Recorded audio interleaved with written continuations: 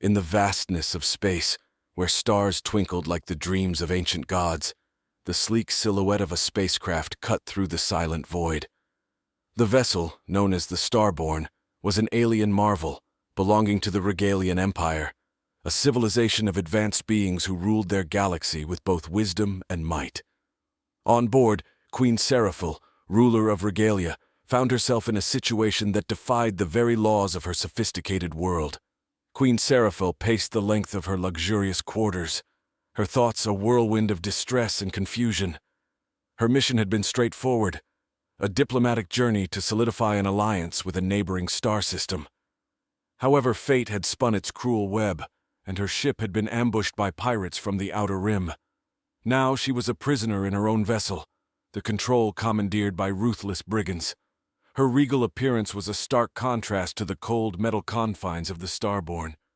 With skin that shimmered like the surface of a moonlit ocean, and eyes that held the depth of the cosmos, she was a being of ethereal beauty and power.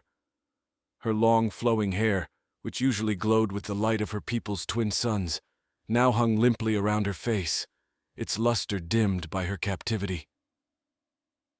Meanwhile, on Earth, a planet deemed primitive and unsophisticated by the galactic community, Jack Harper was preparing for a journey that would alter the course of his life.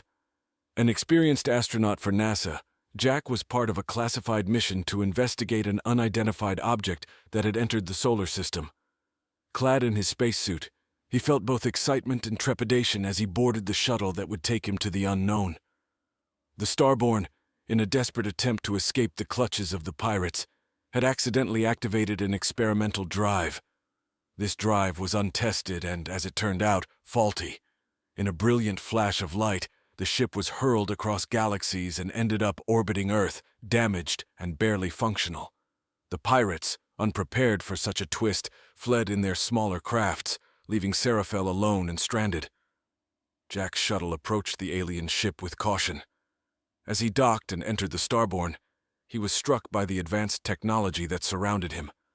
Technology that was beyond anything humans had developed. Cautiously, he explored the corridors, his heart pounding in his chest with each silent step. His exploration led him to the royal quarters where he found Seraphil. Their first encounter was one of mutual shock. Jack, with his rugged earthbound features, and Seraphil, a vision of celestial grace, could not have been more different. Yet, in that moment, a silent understanding passed between them. He saw the desperation in her eyes, and she, the innate kindness in his. Seraphil explained her predicament to Jack, her voice melodic yet tinged with a sorrow that transcended language barriers. With careful, deliberate movements, Jack agreed to help her. Together they worked their way through the ship, attempting to repair the communications array to send a distress signal to her empire. As they worked side by side, a bond began to form between the alien queen and the human astronaut. Seraphil was touched by Jack's determination and bravery, qualities she found rare even among her own kind. Jack, in turn, was awestruck by her intelligence and the elegance with which she navigated her own technology. Finally, as the twin moons of Earth rose in the distance, casting their silvery glow through the viewport, the communications array flickered to life. Seraphil sent her message into the depths of space, calling for aid. But as they awaited a response, the reality of their situation settled in. Help would come, but it might take time. Time during which anything could happen. In the quiet of the ship, under the watchful eyes of Earth's moons, Jack and Seraphil prepared for whatever challenges lay ahead. Unbeknownst to them, back on Regalia, the news of the Queen's disappearance had reached the king. His reaction was one of disbelief and brewing storm, a tempest that would soon sweep across the stars in search of his lost queen. Back in the heart of the Regalian Empire, the king's chambers were a vortex of activity. King Thalor, a towering figure with skin that glistened like polished onyx, paced before his advisors. His usual calm demeanor was shattered, replaced by a storm of fury and concern. News of Queen Seraphil's disappearance had ignited a political firestorm. Every minute she remained lost to the void, Thalor felt his control slipping. "Deploy the fleet! I want every ship scanning the sectors between here and the Outer Rim," Thalor commanded, his voice booming across the opulent room. His chief advisor, an elderly being named Calum, approached with a caution tempered by years of navigating royal tempers. "Sire, if we act hastily, we risk exposing the Empire to our enemies. The pirates could be laying a trap," Calum advised, his voice a gentle contrast to Thalor's thunderous decrees. The king paused, his eyes narrowing as he considered the political chessboard. His wife's safety was paramount, but Calum was right. The Empire's security could not be compromised. On Earth, Jack and Seraphil had established a fragile operational rhythm aboard the Starborn. The communications array was functional but weak, capable only of sending intermittent signals. Seraphil taught Jack how to operate the alien technology, her hands guiding his with a grace that made the complex system seem like art more than mechanics. As they worked, an unexpected alert sounded through the ship. Jack's pulse raced as Seraphil translated the incoming data.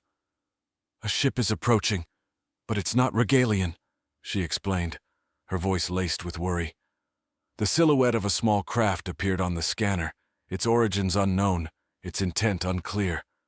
Jack's training as an astronaut had prepared him for emergencies, but the potential of a hostile alien encounter was beyond any NASA drill. "Can we defend ourselves?" he asked, his gaze fixed on the readouts that blinked rapidly in response to the approaching vessel. Seraphil's expression was grave. "Our weaponry is disabled, and with the current power levels, evasive maneuvers are not an option." The situation was dire, and each possibility they discussed seemed to lead to a dead end. They were sitting ducks, and they both knew it. Their planning was interrupted by a sudden jolt. The ship had been boarded. Jack instinctively moved in front of Seraphil, his stance protective despite his complete awareness of their vulnerability. The airlock door hissed open, revealing not the feared pirates but a rescue team, a contingent of humans in suits marked with the insignia of a private space exploration company. The leader of the team stepped forward, removing his helmet to reveal a face marked by relief and curiosity. "I'm Commander Ryan Greaves of the Atlas Corporation. We received a distress signal and came as quickly as we could." Seraphil stepped forward, her poise unbroken even in these extraordinary circumstances. "I am Queen Seraphil of the Regalian Empire. You have my gratitude, Commander Greaves," she said, her voice resonating with a dignified strength that belied her ordeal. As Jack and Seraphil explained their situation, Ryan listened intently, his mind racing with the implications of this encounter. The Atlas Corporation had been pushing the boundaries of space travel, and assisting an alien queen could catapult their operations to new heights. He offered them safe passage back to Earth, promising to help communicate with the Regalian Empire. As the group made their way back to the Atlas vessel, Jack glanced at Seraphil, her silhouette framed against the backdrop of Earth. In this moment of crisis, an unexpected alliance had been formed, one that spanned worlds and defied the expectations of both their peoples. Little did they know, the events unfolding would soon draw the eyes of the galaxy upon them, testing the very fabric of their newfound bond. In the high orbit above Earth, aboard the Atlas Corporation's flagship, the Venture, preparations were underway to establish a secure line of communication with the Regalian Empire. Ryan Greaves, with Jack and Seraphil by his side, navigated the complex array of satellite dishes and transmission equipment, each piece more sophisticated than the last. Seraphil, standing amidst the technology of another world, felt a mix of admiration and apprehension. "My people will be cautious," she warned. "The Regalians do not trust easily, especially not those from undeveloped planets." Jack, understanding the delicacy of the situation, added, "We'll need to present this carefully. Earth's first official contact can't start with a misunderstanding." Ryan nodded, his expression serious as he adjusted the transmission settings. "We'll make sure they understand their queen is safe and that Earth seeks peaceful relations." Meanwhile, the news of Seraphil's rescue and her location began to ripple through the Regalian political landscape. In the royal court, King Thalor faced mounting pressure. The outer provinces, always eager for a shift in power, whispered of weakness, while his advisors urged for swift, decisive action to reclaim their queen and assert dominance over this newfound Earth. Aboard the Venture, Seraphel took to the communication device with a graceful confidence. Her message was clear and composed, carrying the poise of a ruler unbroken by her ordeal. As she spoke into the void, somewhere across the cosmos, her voice traveled, carrying hopes of rescue and hints of new beginnings. The response from Regalia was not immediate. The tense hours turned into days as both humans and Seraphel awaited a sign. During this waiting period, Seraphel and Jack took to sharing knowledge about their respective worlds. Jack introduced Seraphel to Earth's diverse cultures and natural wonders through virtual tours and documentaries. Seraphel, in return, shared insights into Regalian technology and their achievements in governance and interstellar diplomacy. Their exchanges weren't just educational. They were a bridge between two vastly different civilizations, each learning from the other's strengths and vulnerabilities. Ryan observed this growing rapport with a strategic mind, considering the potential benefits of a strong alliance with Regalia. The awaited message from Regalia finally arrived. It was a transmission filled with relief and stern demands for the immediate return of their queen. The tone was commanding, leaving little room for negotiation on the terms of her retrieval. Ryan, Jack, and Seraphel convened to discuss the message. "They want to send a delegation to retrieve you, Seraphel. They're insisting on sending their own ships to Earth's orbit," Ryan explained, concern threading his voice. The presence of Regalian warships could trigger global panic on Earth. Seraphel understood the implications. "We must assure them that I am safe and negotiate for a more discreet arrival. Perhaps they could meet us at the lunar base, away from Earth's main population centers," she suggested. Jack agreed, adding, "It would give us time to prepare and prevent any potential misunderstandings. Plus, it keeps Earth out of immediate danger." Negotiations with the Regalian Empire resumed, this time with a more delicate touch. Seraphel led the discussion, her tone both regal and reassuring. After several intense communications, a compromise was reached. The Regalian delegation would meet the human representatives at the International Lunar Base, a neutral zone deemed suitable for such historic encounters. As the venture set course for the moon, the atmosphere among the crew was a mix of excitement and apprehension. The upcoming meeting would not only determine Seraphel's fate, but potentially the future of human-alien relations. As Earth's silver satellite came into view, marking a new chapter in human history, all aboard knew that the events about to unfold would resonate through the ages, a testament to the unpredictable nature of the cosmos and the enduring spirit of diplomacy. The lunar base, a sprawling complex of domes and tunnels etched into the moon's desolate landscape, had never hosted an event of such significance. Earth's representatives, along with Ryan, Jack, and Seraphel, prepared the meeting area with a blend of earthly decor and technological marvels to accommodate their alien guests. The Regalian delegation arrived in a display of interstellar power and elegance. Their ships, sleek and imposing, hovered gracefully over the base before landing. The hatch opened, and out stepped Ambassador Kale, a figure of imposing stature, and clothed in the regal attire typical of Regalian diplomats. His entourage, a mix of security and aides, followed, their eyes scanning the unfamiliar and barren lunar environment. Ryan extended his hand in greeting, a gesture he had learned was not customary in Regalian culture, but one he hoped would convey Earth's desire for friendship. Ambassador Kale, understanding the gesture's intent, reciprocated. The initial exchange was polite yet charged with the undercurrents of mutual curiosity and unspoken questions. Seraphel facilitated the introductions, her voice a soothing balm to the palpable tension. "Ambassador Kale, this is Commander Ryan Greaves of the Atlas Corporation and Jack Harper, the astronaut who aided in my rescue," she said, her tone imbued with gratitude. The ambassador's response was measured, his gaze lingering on Jack with a mix of intrigue and appraisal. "Your actions are noted, Mr. Harper. The Empire is indebted to you for the safety of our queen," Kale replied, his voice resonant with the formalities of diplomacy. As they proceeded to the conference room, the Earth's pale blue glow visible through the viewing panels offered a poignant backdrop. The discussions began with the recounting of Seraphel's ordeal, her calm demeanor as she spoke of her capture and subsequent rescue contrasting sharply with the ambassador's frown. Jack took the opportunity to explain his role and the circumstances under which he had found Seraphel. His narrative was factual, highlighting the cooperation and mutual respect that had marked their interactions. It was about survival and understanding, not just for us but potentially for our worlds, Jack stated, hoping to underline the potential for peace and collaboration.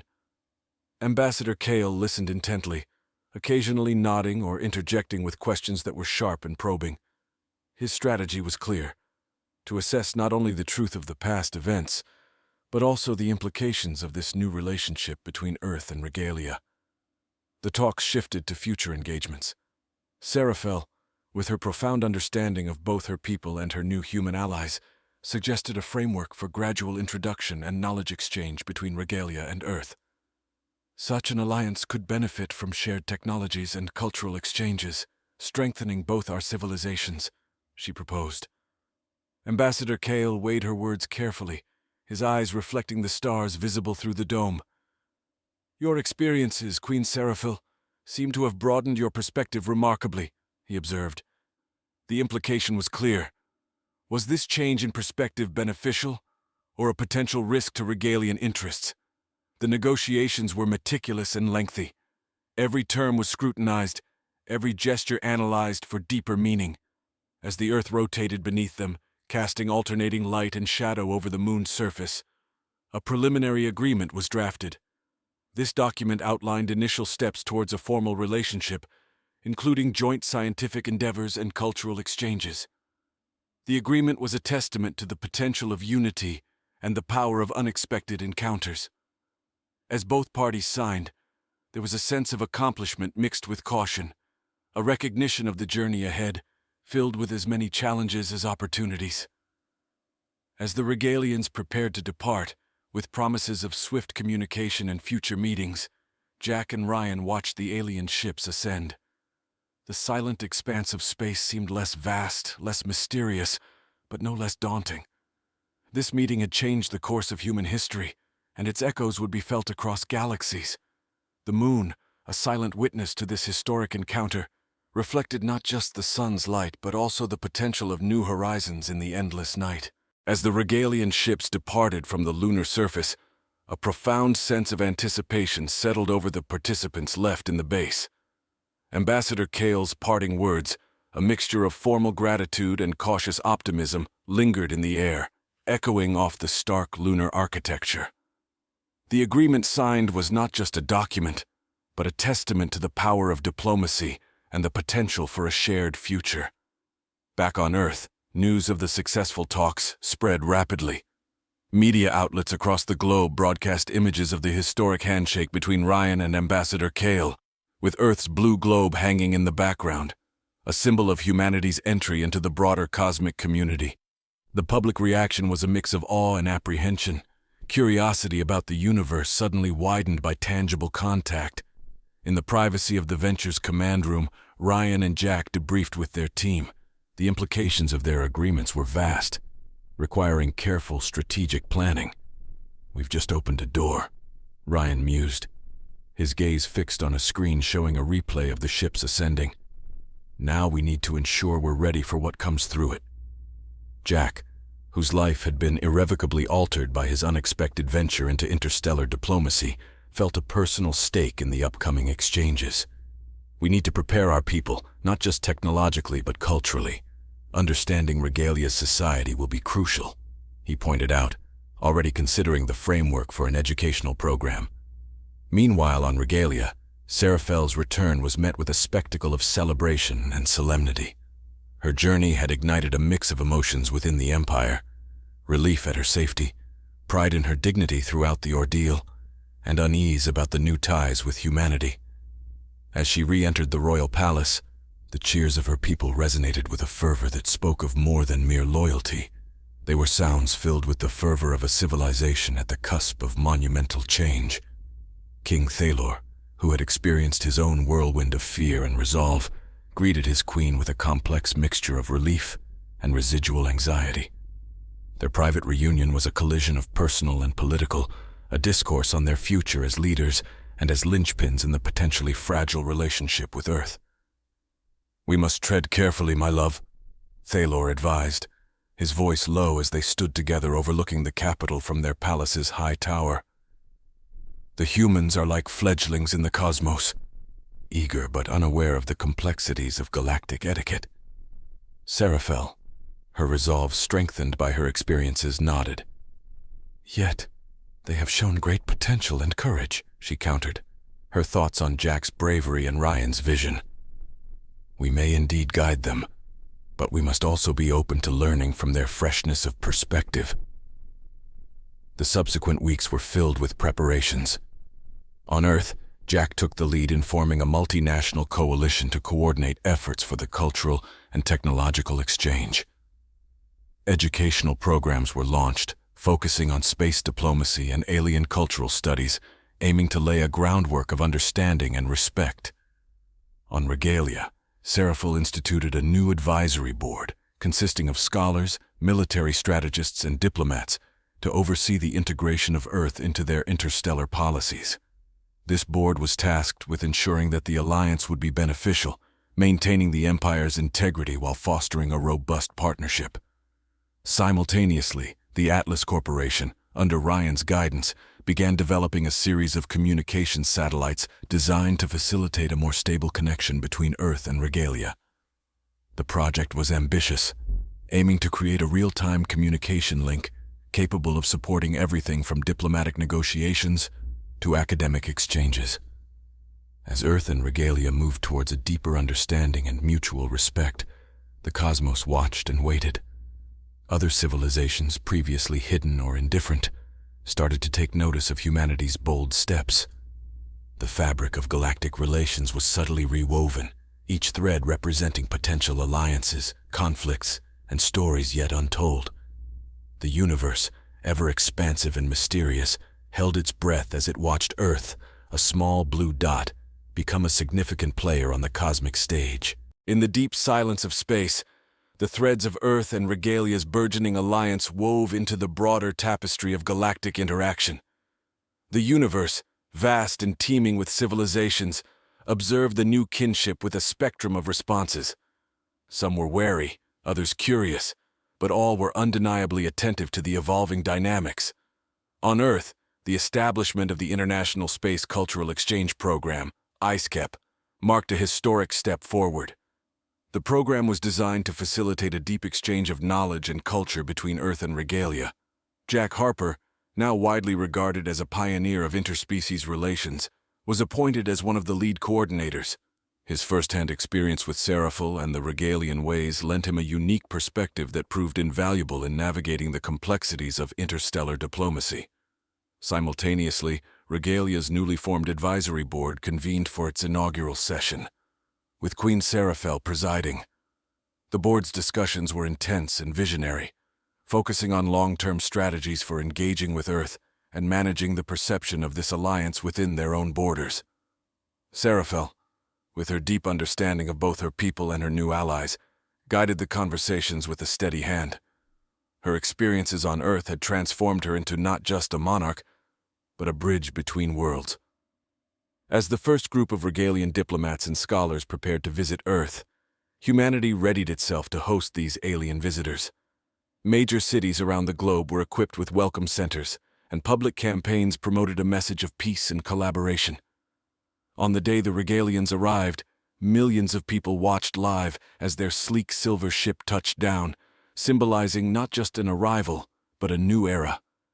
Ambassador Kale, once a figure of austere diplomacy, now stepped onto Earth's soil with a demeanor softened by the prospects of friendship and mutual growth.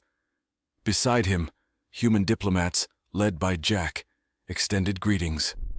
Together, they walked into the International Cultural Pavilion, a structure built specifically for interstellar diplomatic events.